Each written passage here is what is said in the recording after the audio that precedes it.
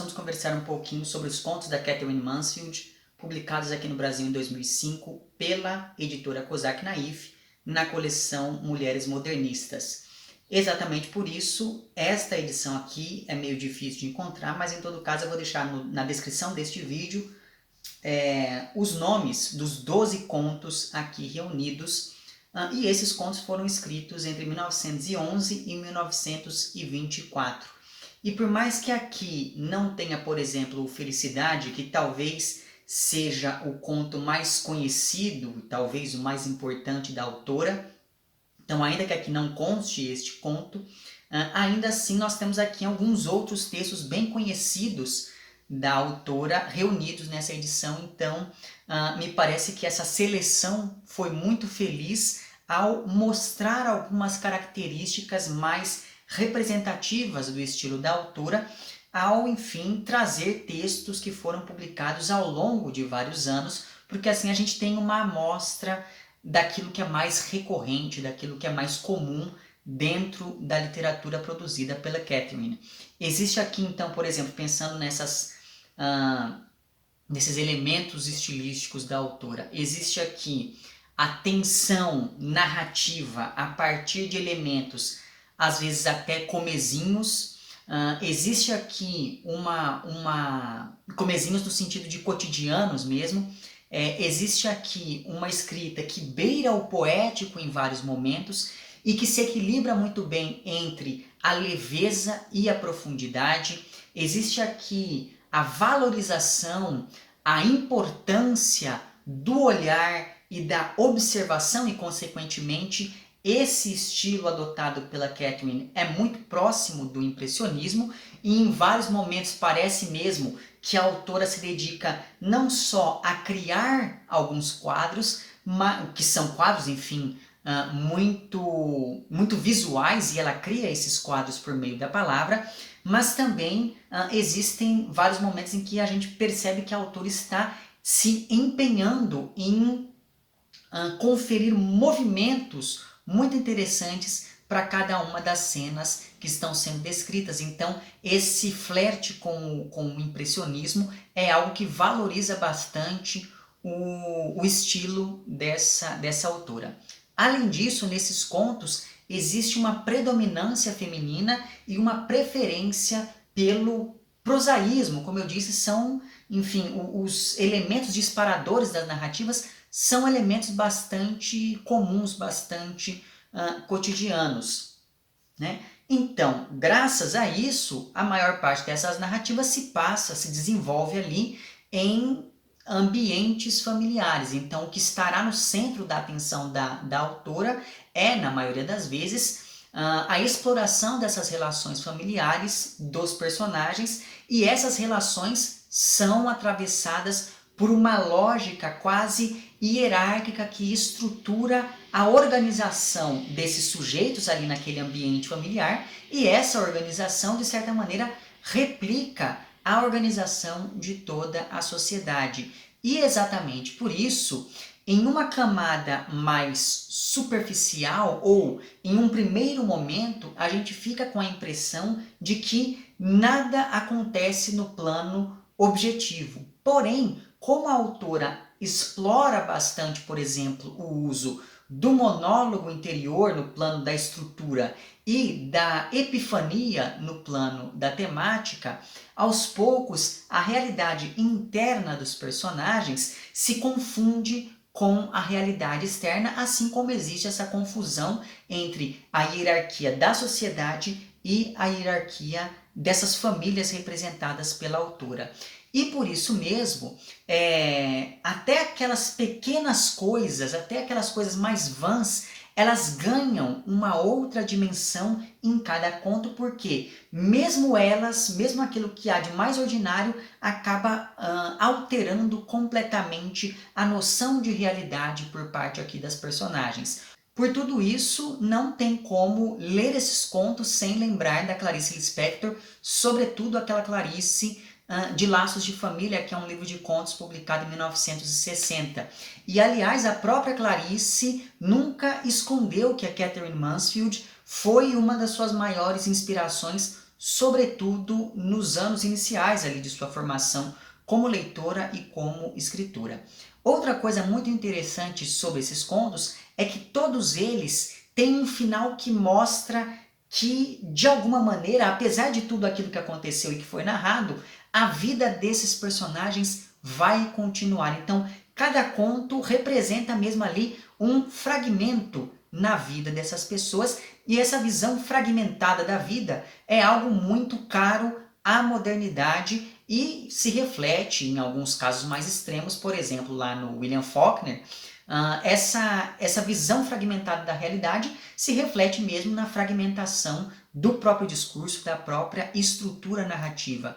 Então, feitos esses prolegômenos iniciais, vamos aqui aos contos. E como são 12, eu vou comentar apenas 6, e daí os outros 6, enfim, eu deixo para a curiosidade de quem se interessar por eles. Bom, o primeiro conto, o conto que abre esta minha edição, foi justamente o conto que deu título ao primeiro livro da Katherine Mansfield, que foi publicado em 1911, e eu estou falando de Alemães Comendo. Segundo consta em uma nota presente aqui nessa minha edição, esse conto tem algo de autobiográfico, porque a própria autora passou um tempo na Alemanha.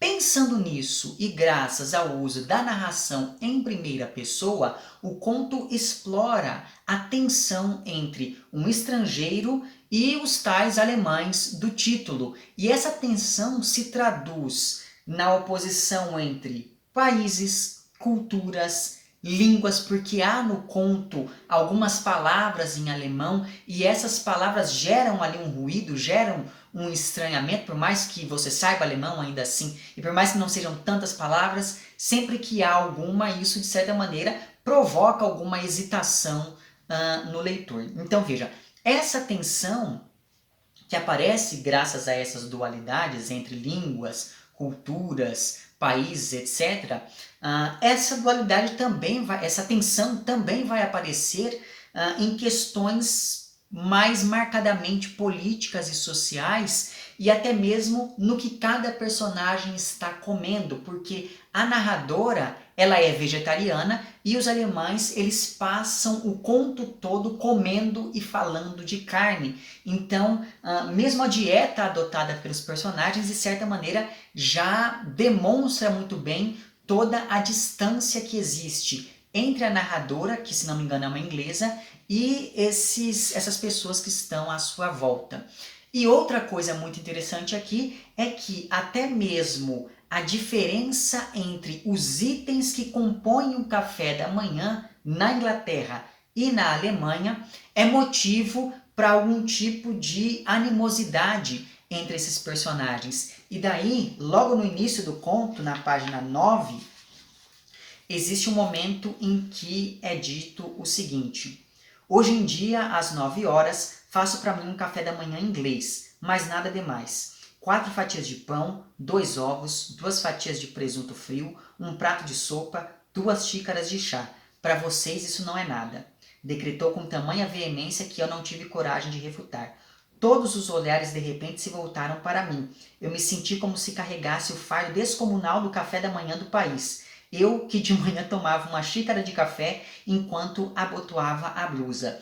Então veja, aqui nós temos essa tensão que parte de algo cotidiano, as pessoas estão sentadas comendo e daí começam a falar das diferenças entre o café da manhã na Inglaterra e na Alemanha. Mas veja que existe aqui, de maneira muito interessante, um outro dado que é muito característico da obra da Katherine, pelo menos pelo que fica apontado aqui por esses contos, que é a confusão entre o sujeito e o indivíduo, pensando no sujeito como esse indivíduo diante da sociedade. Então, ou seja, o sujeito é o ser social, ao passo que o indivíduo é aquele ser para si apenas, né? Então aqui nós temos muito clara essa diferença quando a narradora reflete que ela está ali sendo acusada de tomar um café da manhã em inglês, sendo que ela só toma ali uma xícara de café e pronto. Então essa diferença entre o sujeito e o indivíduo também é algo que vai aparecer em vários momentos aqui nos contos da Catherine. Pois bem, o conto acompanha então essa refeição em que nós temos essa narradora, que é uma inglesa, tentando conversar com os alemães que estão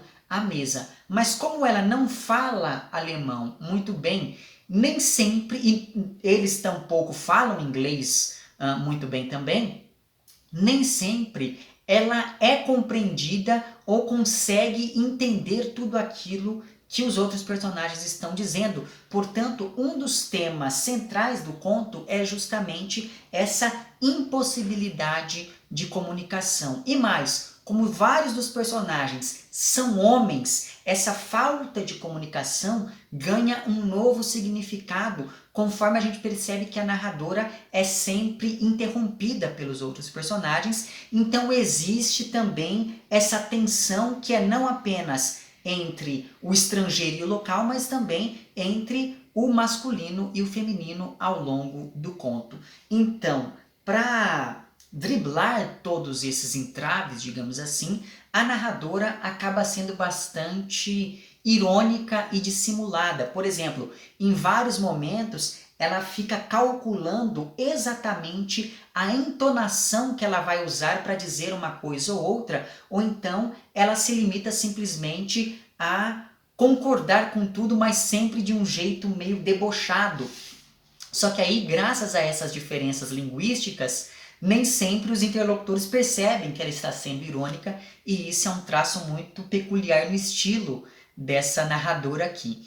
E por causa de toda essa tensão, a gente percebe que, por mais que na superfície o conto trate apenas de pessoas comuns conversando sobre banalidades durante uma refeição, nas entrelinhas fica sempre sugerida uma relação conflituosa entre esses dois países, e pensando que dali a alguns anos, como eu disse, esse conto foi publicado em 1911, então dali a alguns anos começaria uma guerra.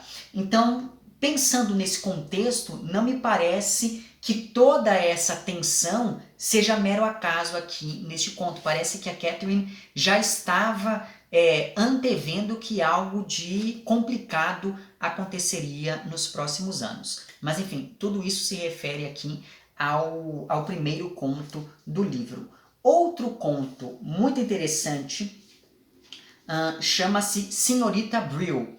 Esse conto ele foi publicado originalmente em 1922 em um livro chamado Festa no Jardim. E esse é um daqueles contos em que o olhar acaba ganhando muita importância como elemento mediador entre a personagem título e a realidade. Inclusive, é graças a esse olhar que o narrador assume a perspectiva da protagonista, ora se aproximando, ora se afastando dela. Então veja, se no primeiro conto do livro, né, dos alemães comendo, essa mediação entre a personagem principal, que no caso era a narradora, e a realidade, se essa mediação era feita pela palavra, aqui neste conto chamado Senhorita Brill, essa mediação acontecerá por meio do olhar, e isso de certa maneira já aponta para o processo de silenciamento da personagem título. Mas enfim, nesse conto nós acompanhamos uma professora de inglês que nas horas vagas, principalmente aos domingos, gosta de assistir aos concertos que acontecem nos parques. E justamente por isso o texto acaba tendo um ritmo muito interessante, e a própria Catherine Mansfield escreveu o seguinte sobre este conto no seu diário. Isso que eu vou ler para vocês está na página 272 dessa minha edição, em um momento em que constam algumas notas sobre cada conto. E daí, no conto referente a Senhorita Brill, existe a transcrição de uma passagem do diário da Catherine Mansfield, em que ela diz o seguinte: escolho não só o tamanho de cada frase, mas também o som de cada frase. Penso no ritmo de cada parágrafo, de modo a se ajustar à personagem, a se adaptar a ela naquele dia e naquele momento preciso. Depois de escrito, leio o conto em voz alta, várias vezes, como se executasse novamente uma peça de música, tentando chegar cada vez mais perto da expressão da protagonista até achar o seu tom exato. Então veja que existe aqui essa importância do som e pensando nela, esses sons eles se aliam muito bem ao estilo mais plástico, pensando naquele diálogo com o impressionismo que a autora adota aqui nas descrições, sobretudo neste conto. E é claro, ao longo do texto, a autora ela vai, pensando nesse estilo mais plástico adotado pela Catherine, ela vai descrevendo com minúcia toda a vida do parque. Então, os músicos, os casais andando ou então sentados ali em uma rede na grama ou coisa parecida, os amigos conversando, as flores, os cachorrinhos andando pelo parque, as crianças brincando, etc, etc. Por isso, o conto, graças a essa proximidade entre a plasticidade do estilo e a musicalidade dos sons, esse conto ele acaba sendo quase sinestésico em alguns momentos, porque os sons parecem se confundir com os cheiros e com as imagens evocadas ali por essa descrição do parque. Mas enfim, não demora muito para que a gente perceba que a protagonista é uma mulher bastante solitária. Na verdade, a única companhia que ela tem para além dos alunos, mas aí os alunos não contam muito como companhias válidas, né? Mas enfim, para além dos alunos, a única companhia que essa narradora tem é a de um senhor inválido para quem ela lê o jornal de vez em quando. Então ela tem ali esse contato com esse senhor e apenas isso. Ela não tem amigos, ela não tem família e se limita a dar aulas, ler o jornal para esse senhor e assistir os concertos no parque aos domingos. E o conto vai aos poucos acentuando o deslocamento e a solidão da personagem título, que faz esses passeios justamente para tentar preencher o vazio que ela percebe na própria vida. E pensando nisso, parece que o conto demonstra muito bem o que é a vida moderna da pessoa que está no meio de um parque cheio de gente, mas ainda assim se sente sozinha, como se estivesse ali trancada no próprio quarto. Pois bem, a protagonista, né, a senhorita Brill, ela é então, por conta de todas essas características, ela é uma mulher muito retraída, mas ela se considera especialista em prestar atenção nas conversas alheias. E por isso ela gosta de se sentar perto de outras pessoas durante esses passeios no parque, e daí ela começa a criar histórias para essas pessoas a partir dos fragmentos de conversa que ela consegue captar. Seja porque ela escuta algumas palavras isoladas, seja porque ela consegue ler os lábios das pessoas conversando ali perto dela. Então, a partir dessas palavras que ela recolhe, ela vai criando histórias para cada uma das pessoas com quem ela cruza. Até que vem o momento epifânico do conto e a protagonista chega à conclusão que parece que tudo aquilo que ela está vendo é tão harmônico que é quase como se ela estivesse em uma peça de teatro, é quase como se toda aquela realidade, todo mundo ali à volta dela, inclusive ela própria, estivesse atuando. Então ela se sente ali como parte dessa peça de teatro, tamanha a harmonia que ela percebe em todas as coisas. Então veja, se por um lado essa percepção da protagonista confere às coisas uma artificialidade calculada, porque se é uma peça tudo aquilo é ensaiado, nada daquilo é verdadeiro, nada daquilo é completamente gratuito. Então, se por um lado existe essa noção de artificialidade em toda a cena, graças a essa percepção da protagonista, por outro lado, o fato de ser atriz em uma peça faz com que a senhorita Brill se sinta mais importante, porque afinal de contas, se ela é uma atriz em uma peça, ela tem um papel a desempenhar ali, logo a vida dela não é tão vazia. E tudo poderia continuar muito bem dentro dessa normalidade, a partir da percepção epifânica da protagonista, não fosse essa moça se aproximar de um casal bem mais jovem, essa moça não, essa senhora se aproximar de um casal bem mais jovem do que ela, e daí, como ela tem esse hábito de ficar lendo os lábios das pessoas, a senhorita Brill percebe que esses jovens estão falando mal dela. Então veja, até esse momento ela era quase uma câmera, ou seja, ela se limitava a olhar todas as coisas quase como se ela própria fosse invisível. O único momento em que alguém nota que a protagonista está ali naquele lugar é o momento em que essa mesma pessoa fala mal dela. Porque esse casal de jovens se senta ali próximo da senhorita Brill e começa a dizer coisas do tipo: nossa, olha aquela senhora ali, credo, ela tá sozinha, ela devia estar na casa dela, porque uma senhora dessa idade andando sozinha, vai que ela se perde, etc e tal. Só que essa fala dos personagens não demonstra preocupação, demonstra mesmo ali o desprezo que eles sentem por essa mulher. E a partir disso, o tema da solidão se acentua ainda mais até chegar ali ao fim do conto, e diga-se de passagem, esse final é bem triste. Eu acho que o último parágrafo desse conto é uma das coisas mais tristes que eu já li, então vale a pena. E esse final, por mais que ele seja muito mais triste do que o resto, a Catherine consegue criar o enredo de tal modo que existe uma preparação para toda essa tristeza que invade o conto nesse último momento. Então, enfim, mesmo essa tristeza, ela é avassaladora, mas ela não é gratuita dentro da estrutura do texto.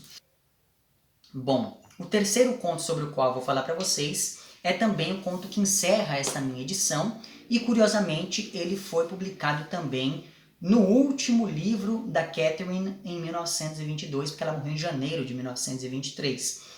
O nome desse conto é A Mosca, e ele se passa todo em um escritório acompanhando a conversa entre dois homens que já são amigos há bastante tempo. Durante esse diálogo a gente fica sabendo que há 6 anos o filho do amigo mais velho, que aqui é nomeado apenas como o chefe, então o filho desse chefe morreu há 6 anos, e tudo leva a crer que esse rapaz morreu durante a Primeira Guerra Mundial. Depois desse assunto vir à tona, durante essa conversa, o pai fica ali muito contemplativo, pensando na morte do filho, e a gente percebe que, apesar de todos esses anos, ele ainda não processou muito bem o luto pela morte do filho, até que algo chama a atenção desse pai. Ele olha para o tinteiro e vê que ali está uma mosca caiu no tinteiro e ela está se debatendo, e isso chama a atenção do protagonista, e a partir desse momento ele se distrai e começa a derramar cada vez mais tinta nesse tinteiro, até que a mosca finalmente morre, e o personagem percebe, depois da morte da mosca, que ele já nem se lembra daquilo que ele estava pensando antes de ter a sua atenção desviada ali por aquele inseto. Neste momento, a gente nota que a mosca, que aparentemente era um elemento banal, ganha importância não só para a narrativa, porque há uma longa descrição dessa mosca se debatendo na tinta, de modo que existe ali uma centralidade dessa cena quando a gente compara com o resto da narrativa, mas essa mosca ela também ganha muita importância para o personagem protagonista, que se distraiu com ela a ponto de se esquecer do filho morto. Nesse sentido, é como se a morte dessa mosca se conectasse simbolicamente à morte do filho do protagonista, e isso reforça um dos temas que também vai aparecer aqui com certa recorrência, que é o tema da fragilidade da vida. E isso é bastante significativo se a gente considera que a Catherine já estava doente quando escreveu este conto. Esse daqui foi um dos últimos contos que ela escreveu, então me parece que esse tema da fragilidade da vida, ele está aqui não gratuitamente. E daí depois, conforme eu fui lendo o conto, eu me lembrei que a Elisa Lispector também tem um conto chamado A Mosca, e que está aqui neste livro dela de nome Sangue no Sol. Então fica aqui essa sugestão de leitura complementar, ainda que o livro da Elisa também não seja muito fácil de ser encontrado, mas enfim, então há vários pontos de contato entre esses dois contos. Eu não sei se a Elisa também era uma leitora da Catherine, provavelmente, mas enfim. Então, além desses 3 contos sobre os quais eu falei até agora, o livro também reúne uma trilogia que acompanha os personagens de uma mesma família, e essa trilogia de contos aparentemente foi baseada na infância da própria autora vivendo na Nova Zelândia. E na minha opinião, os contos dessa trilogia são de fato os melhores aqui deste livro. O primeiro desses contos chama-se Prelúdio, ele foi publicado originalmente em 1920 em um livro chamado Felicidade e Outros Contos. Esse texto ele é dividido em 12 partes e ele acompanha a chegada de uma família à casa nova. Logo de cara, chama a atenção que quase todas as personagens do conto são mulheres. Então nós temos a Linda, que é a mãe, nós temos a Isabel, que é a filha mais velha, a Lottie, que é a filha do meio, e a Késia, que é a filha mais nova. Além disso, a gente também fica sabendo que a Linda, que é essa mãe, está grávida, e de fato nos contos seguintes a gente fica sabendo que o bebê já nasceu e a gente acompanha ali a interação entre essa mãe e o novo filho. Então o nome deste conto é Prelúdio porque ele precede, ele vai preparar ali o terreno para que os contos seguintes trabalhem também com esses mesmos personagens. O pai dessa família se chama Stanley e além dele também, e dessas mulheres também estão ali na casa a mãe e a irmã da Linda e 2 empregados. E com isso, graças à presença desses empregados, a gente já percebe que nós estamos falando ali de uma família de classe média ou enfim de classe média alta. Logo a gente começa a perceber que cada personagem tem a sua função muito específica dentro dessa estrutura familiar e cada personagem representa um tipo social bem específico. Então, pensando por exemplo na mãe da Linda, ela já é uma viúva, ela vai morar com a filha, ela ajuda a criar os netos e por sinal a gente percebe desde muito cedo que a Linda ela é tão distante das filhas que mais parece que ela não só não gosta de ser mãe, como também não gosta das crianças mesmo em alguns momentos, e por isso a avó dessas crianças substitui a mãe representando essa figura maternal a quem essas meninas recorrem sempre. Mas enfim, pensando ainda nessa avó, como ela vive para satisfazer a família, essa personagem acaba ficando presa àquele ambiente doméstico e isso diz muito sobre a falta de expectativas, a falta de mobilidade fora do casamento para as mulheres da época. Então, como o marido dela morreu, ela não pode mais ter ali a sua independência e por isso foi morar com essa filha.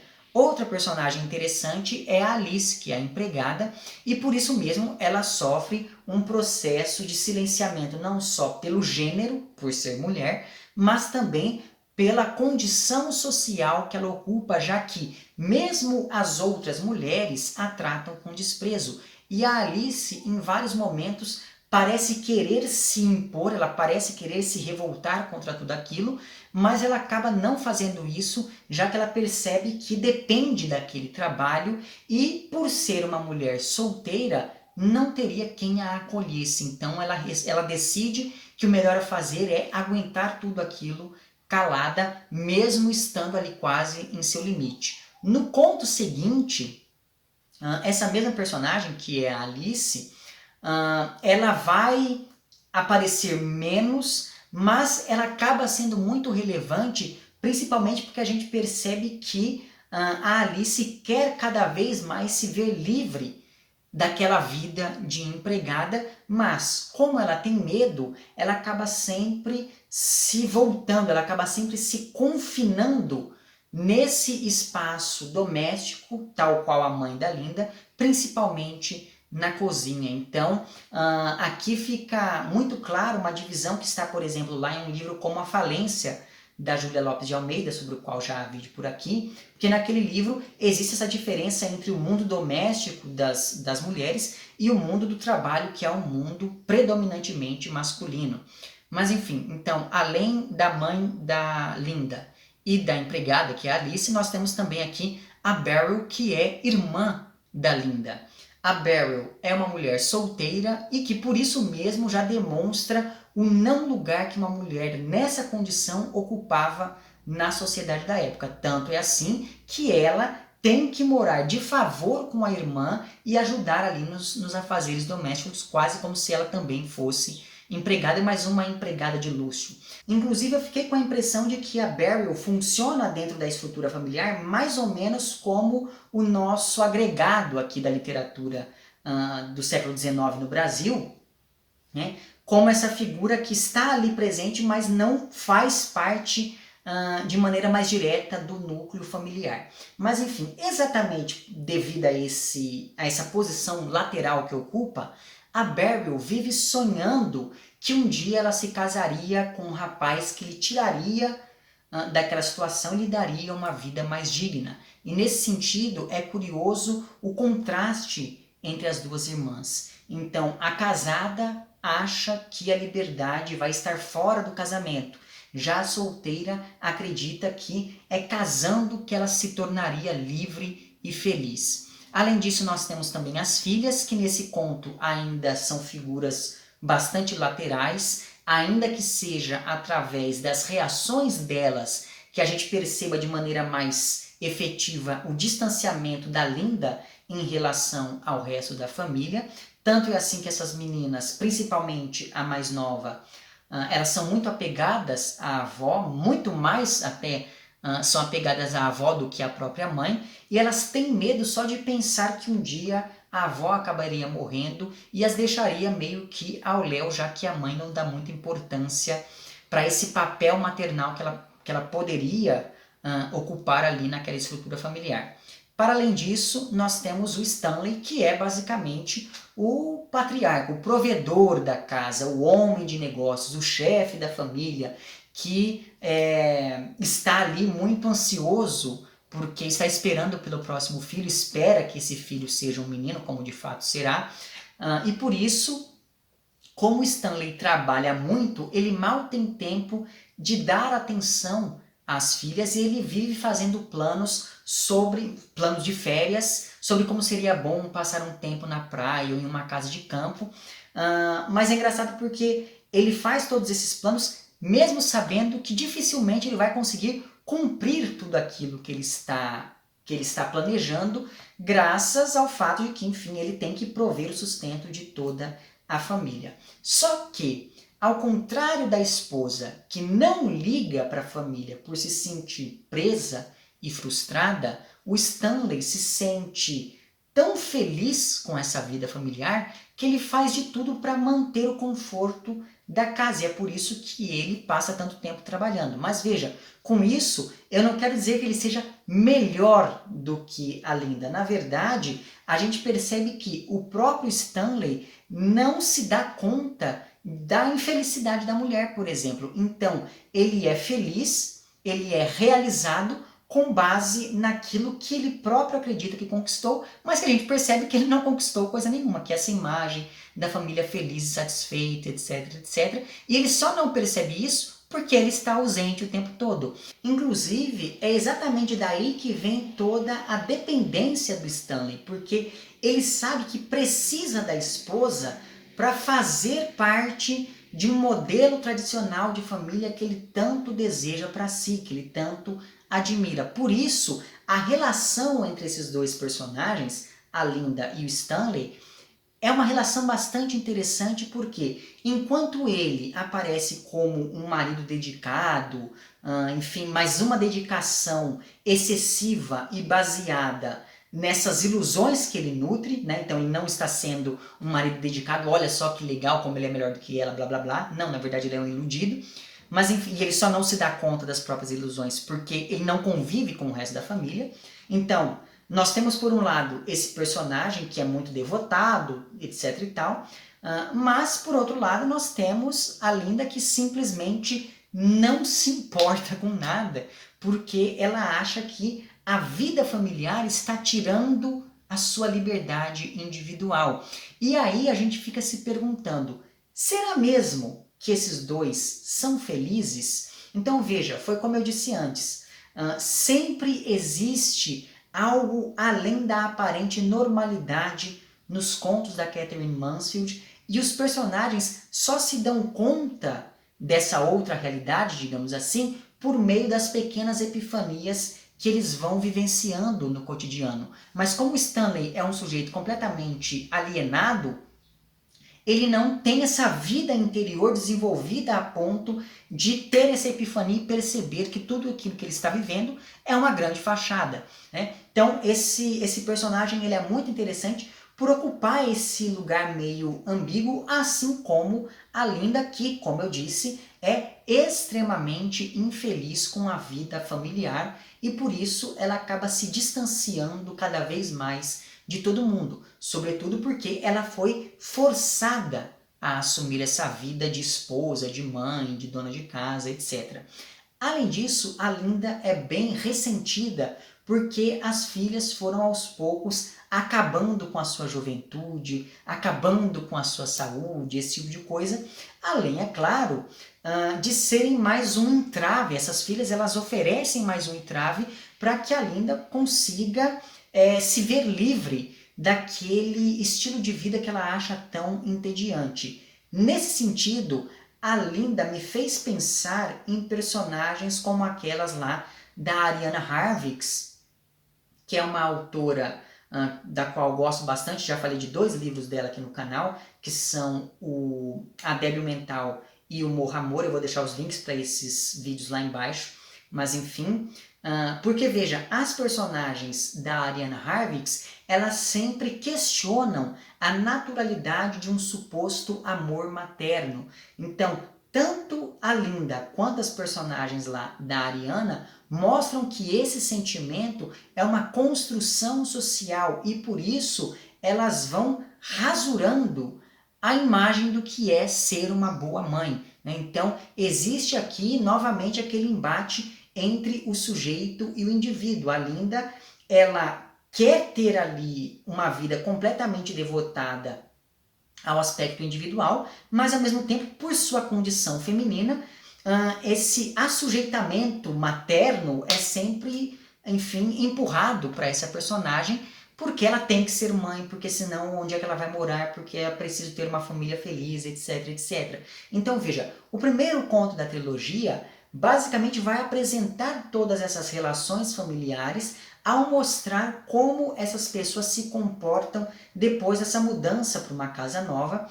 E os contos seguintes, eles vão aos poucos aprofundando esses relacionamentos e focando em diferentes personagens. Então veja, por mais que exista aqui essa noção da trilogia ligando esses contos, ainda assim cada um deles pode ser lido separadamente porque eles têm um desenvolvimento independente dos outros, mas se você ler todos em sequência, eu acho que, enfim, a experiência de leitura vai ser mais interessante. Bom, então o primeiro conto é lá o Prelúdio, o segundo conto chama-se Na Bahia, ele foi publicado pela primeira vez em 1922 em um livro chamado A Festa no Jardim. Esse conto também é dividido em 12 partes e as ações se passam em um único dia no qual aquela mesma família do conto Prelúdio vai à praia. Uma das coisas mais legais desse conto é ir acompanhando as descrições quase impressionistas que a Catherine Mansfield faz da paisagem. E o modo como a autora faz isso é bem interessante porque o cenário aparece quase como uma moldura e as personagens vão aparecendo aos poucos e tomando conta daquele espaço ao mesmo tempo em que ganham contornos mais definidos. Nesse sentido, o início deste conto chamado Na Bahia me fez lembrar bastante de vários trechos daquele romance da Virginia Woolf chamado As Ondas, para o qual já há vídeo por aqui, porque naquele livro a Virginia Woolf também faz uma descrição, ao longo de todo o livro, ela vai descrevendo a praia em vários momentos do dia, e essa descrição da Virginia também é bastante impressionista, então eu acabei fazendo esse link entre esses dois textos. Mas enfim, neste conto da Catherine, aparece um outro personagem que é um rapaz chamado Jonathan.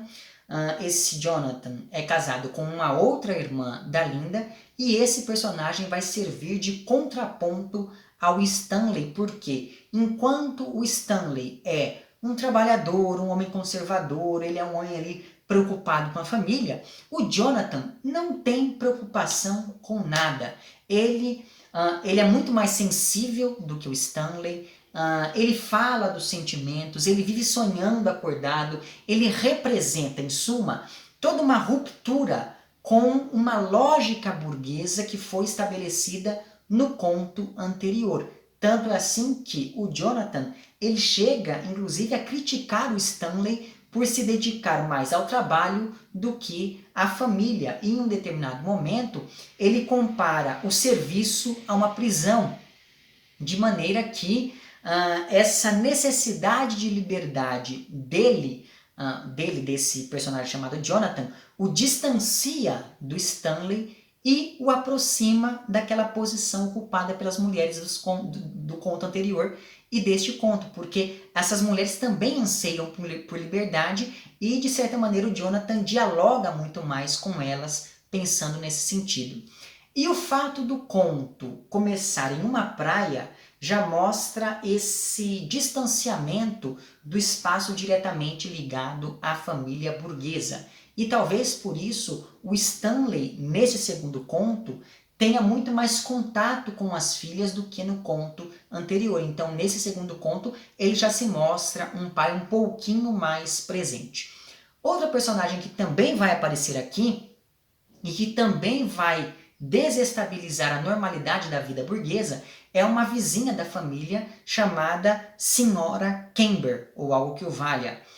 E essa mulher, ela destoa completamente das outras personagens femininas do conto e da vizinhança, enfim, porque, por exemplo, apesar de casada, ela tem ali a sua própria liberdade, ela pouco se importa com as convenções da sociedade, ela faz o que quer, ela fuma, ela flerta com rapazes, inclusive ela é casada com um homem bem mais novo do que ela, e isso gera certos comentários. Se até hoje em dia isso geraria comentários, eu fico imaginando quando o conto foi publicado lá em 1922, né, como não era a realidade. Mas enfim, essa senhora, né, que é a vizinha ali da família, ela vai ficar muito amiga da Beryl, que é a irmã solteira da Linda, que mora com a família ali na mesma casa. E por sinal, em vários momentos, eu fiquei com a impressão de que existe quase uma tensão que beira o erótico entre a Beryl e essa vizinha que é a senhora Camber. E essa vizinha parece que percebe isso e se sente muito confortável com toda essa situação.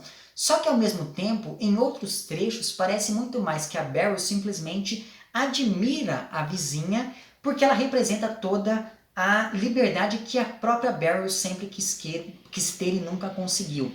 Agora, enquanto tudo isso acontece na praia, enquanto essas pessoas se encontram e dialogam e discutem, no caso lá do Jonathan e do Stanley, a Linda ficou em casa porque ela acabou de ter outro filho, aquele mesmo filho que ela estava esperando no conto anterior. E isso já sugere que existe uma passagem de tempo considerável entre um conto e outro, mas enfim. E quando o conto finalmente focaliza na Linda, toda aquela leveza da praia, toda aquela imagem idílica é substituída por uma tensão muito forte entre a mãe e o filho. Tanto que existe uma cena muito boa em que acontece um diálogo imaginário entre esses dois personagens, entre a mãe e esse filho recém-nascido, graças à mudança no foco da narrativa. Eu achei esse trecho muito bem construído e demonstra muito bem o modo como a Catherine consegue mudar a voz, às vezes de uma linha para a outra.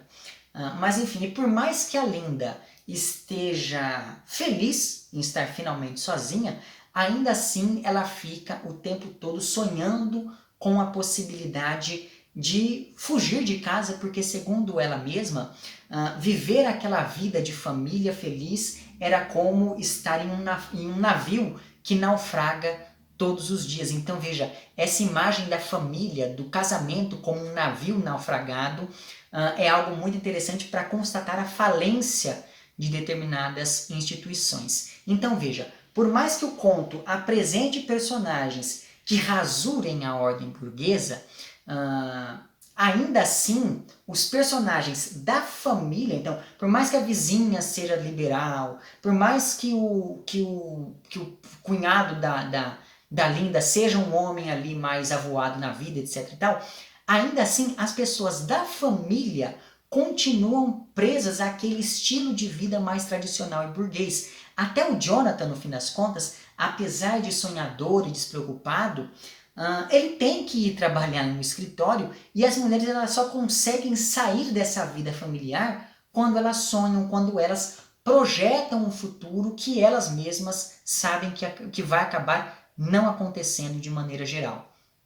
Então, nós temos lá o prelúdio, nós temos Na Bahia, e encerrando essa trilogia, existe um conto chamado A Casa de Bonecas. Esse conto foi publicado pela primeira vez em 1923, em um livro intitulado O Ninho da Pomba. Esse é o menor conto e é, então, o conto que encerra essa série da família Burnell, que é o sobrenome do Stanley.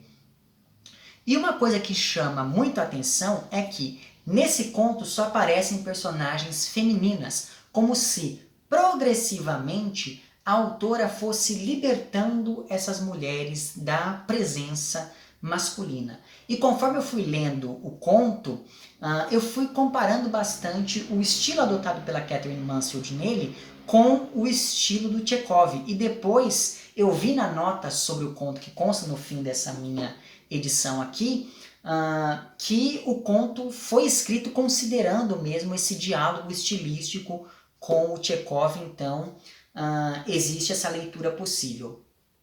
E aqui neste último conto da trilogia, a narrativa toda é centrada nas 3 filhas mais velhas ali da Linda, que ficaram encantadas com uma nova casa de bonecas que elas ganharam de presente ali de uma vizinha. Não a vizinha maluca do conto anterior, mas uma outra vizinha. E assim como nos contos anteriores, existe toda uma descrição bastante plástica dos ambientes, seja lá o ambiente da casa nova em Prelúdio, seja o ambiente da praia no conto chamado Na Bahia, neste conto aqui, a Catherine descreve em detalhes essa casa de bonecas que as meninas ganham, o que, evidentemente, sugere que existe uma correspondência entre essa casa de brinquedo e a casa de verdade em que moram essas meninas. E assim como o brinquedo, a vida familiar vai aparecer aqui como algo absolutamente artificial. As pessoas são manipuláveis e tudo é construído de modo a apenas manter as aparências. E para deixar isso bem claro, os bonecos que representam, quando a narradora está descrevendo os bonecos dentro dessa casa de bonecas, os bonecos que representam os pais, eles estão sempre dormindo, eles estão sempre deitados na cama, o que acaba remetendo à distância que o Stanley e a Linda têm em relação às filhas, ao passo que os bonecos que representam as crianças, que representam essas filhas, são grandes demais para entrarem na casa. E isso mostra o desajuste dessas meninas diante da lógica que rege o mundo dos adultos. Porém, apesar disso, a gente percebe que, mesmo entre essas irmãs, que são 3, existe ainda assim uma hierarquia familiar, já que a irmã mais velha acaba ficando responsável por cuidar da casa de bonecas para que as irmãs mais novas não destruíssem, não quebrassem nada, enfim. Como toda criança, essas meninas elas não veem a hora de mostrar esse brinquedo para todo mundo da escola. Só que a mãe diz que elas não devem interagir com 2 meninas da sala, que são a Lil e a Elsie. E não demora muito para a gente perceber que essa proibição de brincar com essas duas meninas acontece porque elas se vestem com roupas doadas por famílias mais ricas, elas são filhas de uma empregada, o pai delas aparentemente está preso, já que ninguém sabe do paradeiro deles.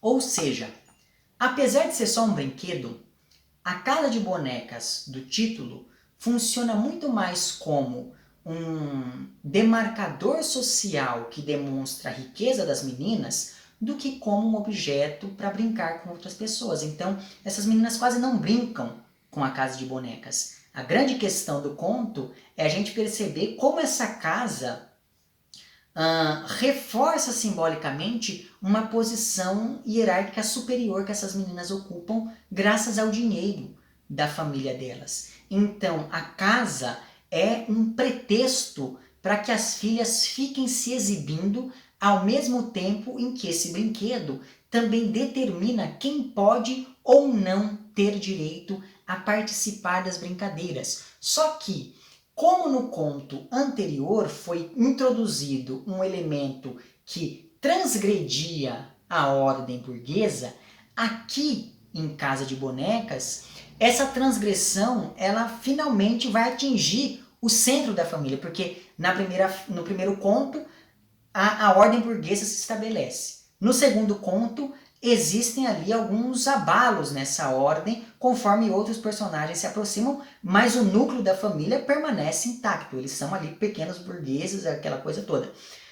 Já nesse terceiro e último conto, finalmente o centro da família, os membros da família são afetados por essa lógica que transgride a organização burguesa da sociedade. Isso porque a filha caçula da família, que é a Késia, ela desobedece à mãe e aproveita ali um momento de distração dos adultos para brincar com aquelas meninas pobres. Então veja, aquela desarmonia entre as bonecas e a casa se traduz na desobediência da Késia, já que, como eu disse, o brinquedo funciona como um simulacro da casa real. E é bastante significativo que essa menina que transgride as regras, essa menina que rompe as barreiras da sociedade, essas barreiras de classe, essa é a mesma menina que ficou muito mais encantada com um lampião de brinquedo da casa do que com todos os outros móveis que estavam ali dentro.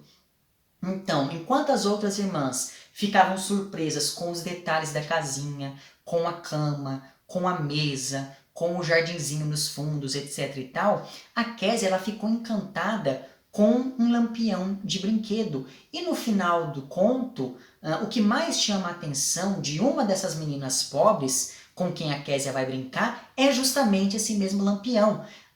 E isso não é por acaso, porque afinal de contas o lampião ele é responsável por iluminar os lugares. E é graças a essa iluminação que a Késia consegue ver de fato as outras meninas e ver que elas estão sendo excluídas por motivos que na época nem mesmo ela entendia. Mas ainda assim ela percebe essa exclusão e decide se aproximar dessas meninas, brincar com elas. Então é como se esse lampião fosse responsável pela epifania da protagonista, que finalmente percebe que existe uma diferença de classes, ainda que ela não perceba exatamente o que motiva essa diferença, e isso salienta toda a inocência da protagonista.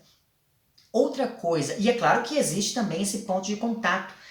No fim do conto, quando a menina pobre também fica encantada pelo lampião, a gente percebe que não existe diferença entre essas duas personagens, porque as duas são crianças, né? Pensando ainda nessa questão da infância, da inocência dessas crianças que brincam ali como se não pertencessem a classes econômicas e sociais, enfim, distintas, outra coisa que chamou muito a minha atenção no conto é a dinâmica que se estabelece na escola dessas meninas, porque ao invés de ser um ambiente de acolhimento, a escola reproduz as tensões sociais, já que nela as filhas da empregada são hostilizadas até pela professora. Então essas meninas elas não são bem-vindas em lugar nenhum, elas chegam a ser enxotadas de alguns lugares como se elas fossem bichos.